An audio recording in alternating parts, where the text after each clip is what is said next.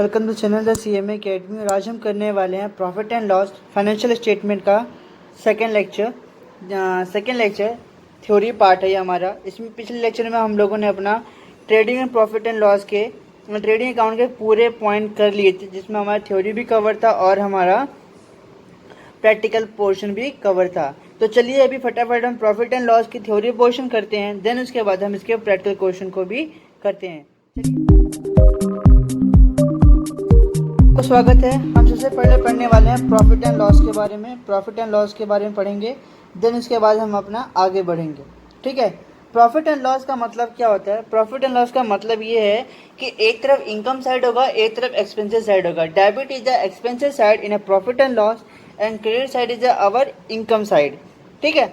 तो मतलब ये कहने का है, जो डेबिट साइड होता है वो हमारा एक्सपेंसेस साइड होता है। ठीक है। और जो हमारा क्रेडिट साइड होता है वो हमारी इनकम साइड शो करता है in profit and loss account. ठीक है। अब जो डेबिट साइड में कौन कौन सी एक्सपेंसेस आएंगी और क्रेडिट साइड में कौन कौन सी एक्सपेंसेस आएंगी वो हम नीचे अभी पढ़ेंगे। तो चलिए शुरू करते हैं कि क्या क्या एक्सपेंसेस गिवन हुआ है।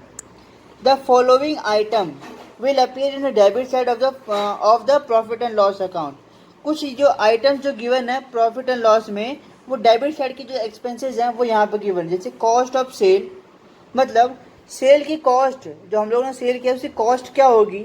जो भी कोई गुड्स हम लोगों ने बनाया है या गुड्स हम लोगों ने मंगाया है उसकी कॉस्ट क्या होगी। या फिर हम लोगों ने जो गुड्स मैन्युफैक्चर्ड किया है, बनाना मतलब मैन्युफैक्चर्ड किया है, उसकी कॉस्ट क्या होगी वो हमको यहाँ पे जानना है। तो cost of goods sold, cost of goods sold, the goods could be manufactured and sold and can be directly identified with goods। मतलब जो हमने इन्हें गुड्स बेचा है या जो गुड्स हम लोगों ने बनाया है और उसके बाद बेचा है, जो डायरेक्टली आइडेंटिफाइड कर दे सकते हैं गुड्स को, उसको हम कहते हैं कॉस्ट ऑफ सेल। ठीक है। दूसरा आता है अदर एक्सपेंसेस। अदर एक्सपेंसेस मतलब क्या होता है? बाकी सभी एक्सपेंसेस छोड़ के जो छोटे मोटे एक्सपेंसेस हैं वो। अब इसमें जो भी एक्सपेंसेस आएंगे वो इम्पोर्टेंट एक्सपेंसेस हैं। इसमें हमारा एडजस्टमेंट भी आ सकता है और नॉर्मल भी पूछ सकते हैं। ठीक है। तो यहाँ बोलते हैं all expenses which are not related to main business.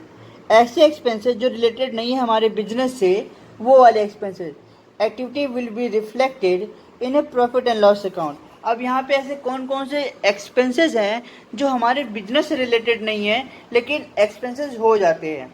तो चलिए रिफ्लेक्टेड होते हैं प्रॉफिट एंड लॉस अकाउंट में। जैसे कंपोनेंट कौन कौन से हैं? Example admin expenses, administration expenses जो होते हैं वो। सेलिंग एंड डिस्ट्रीब्यूशन एक्सपेंसेस हैं, ऑडिट फीस है, एडवर्टीजमेंट एक्सपेंसेस हैं, फी सैंपल है, बैड डेट्स हैं, इंश्योरेंस है, लीगल चार्जेस हैं, कमीशन ऑफ सेल्समैन का है, सैलरी टू ऑफिस स्टाफ। अभी हमारे जो बिजनेस का यहाँ पे बोला है, मेन बिजनेस का मतलब यहाँ पे ये है कि मेन बिजनेस का मतलब ये कि जो हम गुड्स मैन्युफैक्चर्ड करते हैं या गुड्स हम रॉ मटेरियल खरीदते हैं और वही रॉ मटेरियल हम दूसरे को बेचते हैं, या हम रॉ मटेरियल बनाते हैं और उसको फिर हम जो गुड्स मैन्युफैक्चर करता है, जो फिनिश गुड्स में उसे प्रॉपर बनाता है, उसको बेचते हैं। तो ये उनका मेन बिजनेस है। लेकिन उसका जो अदर एक्सपेंसेस जो साइड एक्सपेंसेस होते हैं वो कौन कौन से हैं? जैसे हमारा एडमिन एक्सपेंसेस हो गया। अब उसको हम सेल करेंगे या डिस्ट्रीब्यूट करेंगे, उसका जो एक्सपेंसेस होगा। अब हम अपने बिजनेस का ऑडिट भी कराएंगे, एडवर्टीजमेंट भी कराएंगे, फ्री सैंपल में भी बांटेंगे कि उसको बताएंगे कि अपने कस्टमर को बेचें, दिखाएंगे कि बताइए ये गुड्स कैसा है, बनाने में कैसा है। तो वो फ्री सैंपल के तौर पे हमें देना पड़ता है, जिसे हम कहते हैं फ्री सैंपल।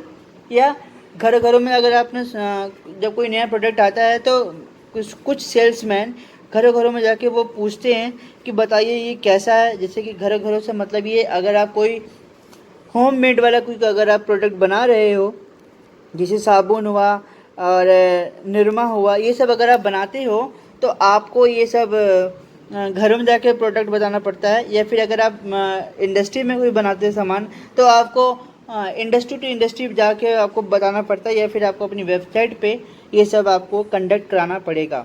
ठीक है, उपस्थित कराना पड़ेगा। बैड डेट्स हो गया, अगर कोई हमारा जिससे हमें पैसे मिलने थे वो पैसे नहीं मिले, उसको हम बैड डेट्स बोलते हैं, ये भी अदर एक्सपेंसेस में आता है।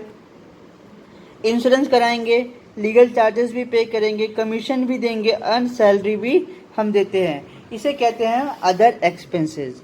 ठीक है, अब हम आगे बढ़ते हैं कि और क्या क्या चीज़ें आती हैं इसमें। अदर एक्सपेंसेस में और चीज़ें आ जाती हैं, जैसे it will include item like a loss on sale of fix asset और interest and provision. Interest and provision दोनों अलग अलग हैं। प्रोविज़न इज दूसरा पार्ट है और इंटरेस्ट अलग है। ठीक है, और यहाँ पे loss on sale of fix asset, fix asset को हमने सेल किया लेकिन लॉस में सेल किया है। ठीक है, मतलब उसका कॉस्ट या फिर जो उसकी प्राइस कुछ और थी लेकिन उसको हमने जो सेल किया वो उससे कम प्राइस में सेल किया, उसको कहते हैं हम लॉस।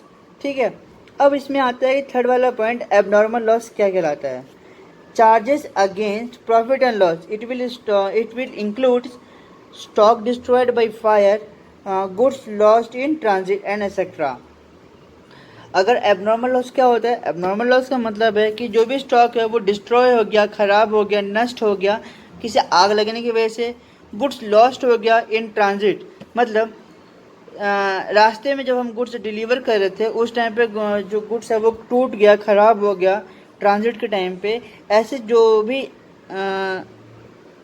लॉसेस होंगे उसको हम एबनॉर्मल लॉसेस होंगे, एबनॉर्मल लॉसेस कहेंगे।